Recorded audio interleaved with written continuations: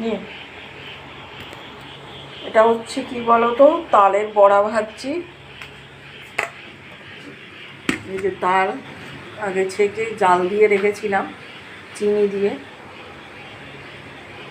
আর এখন এই যে সমস্ত কিছু মশলা মিশিয়ে, নারকেল, তারপরে সামান্য একটু কলা, তাল, আটা, যে ময়দা দিয়ে করতে পারে সে ময়দা, আমি আটা দিয়েই করি, ভালো নরম হয়।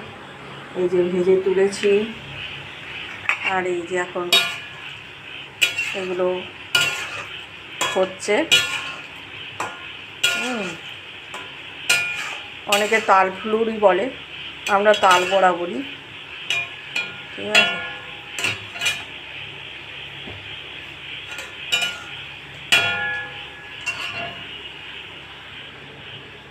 কার কার বাড়িতে সব খাওয়া হয়ে গেল?